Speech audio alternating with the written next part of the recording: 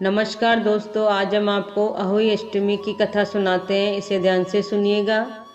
एक नगर में एक साहूकारनी रहा करती थी। उसके 7 लड़के थे। एक दिन उसे जाकर कुदाली मारी, त्यों ही सेही के बच्चे कुदाल की चोट से सदा के लिए सो गए।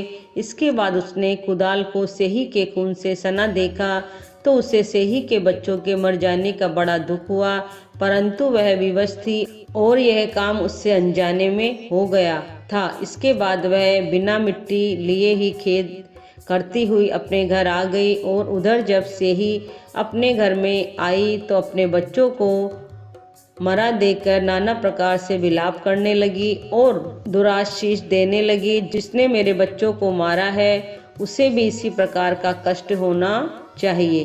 तत्पश्चात सेही के श्राप से सेठानी के 7 लड़के 1 साल के अंदर ही मर गए। इस प्रकार अपने बच्चों को असमय में काल के मुंह में चले जाने पर सेठ सेठानी इतने दुखी हुए, उन्होंने किसी तीर्थ पर जाकर अपने प्राणों को तज देना उचित समझा। इसके बाद वे घर बार छोड़कर पैदल ही किसी तीर्थ की ओर चल दिए और खाने पीने की और कोई ध्यान न देकर जब तक उनमें शक्ति और साहस रहा तब तक वह चलते ही रहे, और जब वे पूर्णतः अशक्त हो गए तो अंत में मूर्छित होकर गिर पड़े। उनकी यह दशा देखकर भगवान करुणा सागर ने उनको मृत्यु से बचाने के लिए उनके पापों का अंत चाहा और इस अवसर पर आकाशवाणी हुई कि हे सेठ, तेरी सेठानी ने मिट्टी खोदते समय ध्यान न देकर सेही के बच्चों को मार दिया था। उसके कारण तुम्हें अपने बच्चों का दुख देखना पड़ा।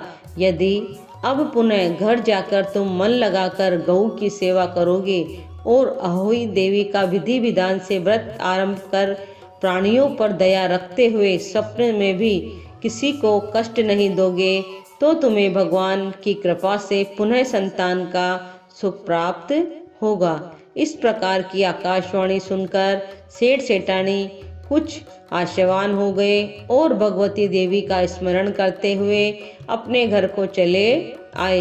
इसके बाद श्रद्धा शक्ति से न केवल अहोई माता के व्रत के साथ गौ माता की सेवा करना आरंभ कर दिया, अपितु सब जीवों पर दया भाव रखते हुए क्रोध और द्वेष का परित्याग कर दिया।